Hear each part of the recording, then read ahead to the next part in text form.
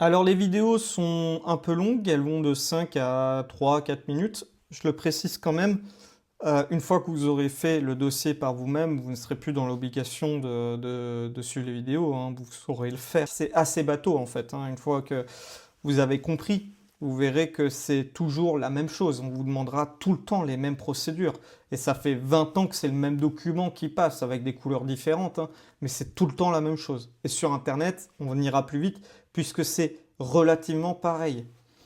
Donc pour la page 7, là c'est besoin pour vous déplacer. Donc là, il faudra cocher les bonnes cases. Besoin pour la vie sociale. Est-ce que vous avez besoin de vous occuper dans la famille pour être accompagné? Si vous avez des besoins qui ne sont pas précisés, vous cochez sur autre et vous écrivez une ligne. Vous écrivez une phrase qui explique votre situation. On pourra détailler derrière, il y a un texte qui est votre situation de vie ou c'est un autre mot, je ne sais plus exactement la phrase, mais on pourra détailler à ce moment-là. Donc vous inquiétez pas, on pourra vraiment détailler votre situation de vie au quotidien, ce que vous vivez au quotidien.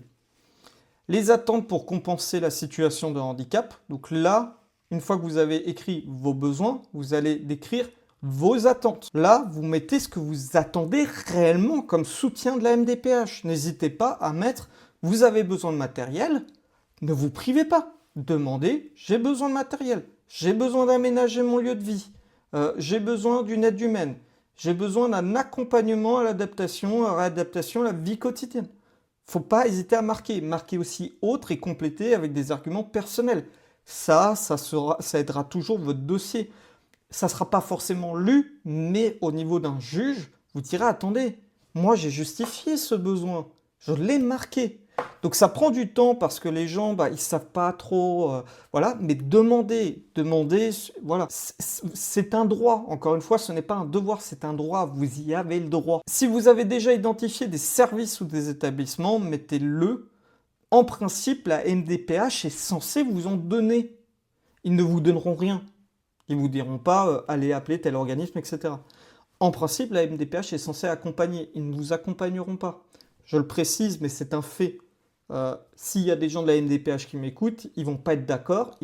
On peut, si vous êtes d'accord, vous mettez une plainte pour diffamation, on va au tribunal, il n'y a aucun problème. On peut, s'il y en a qui regardent la vidéo qui sont de la MDPH, j'irai au tribunal pour diffamation, il n'y a pas de souci. On y va, il faudra qu'ils me prouvent qu'ils accompagnent les gens et pourquoi il y a des associations qui existent. Donc encore une fois, mettez-le, ça vous aidera juridiquement sur votre dossier. Mettez-le réellement. Et donc à la fin, voilà, on se retrouve là. On va passer à la page 8 pour la suite. Si la vidéo vous a plu et vous a aidé, vous pouvez passer à la suivante, mais aussi mettre un like et vous abonner. Et enfin, si vous voulez m'aider, vous pouvez tout simplement me laisser un don via le lien Tipeee ou bien me contacter pour répondre à votre dossier sur mesure.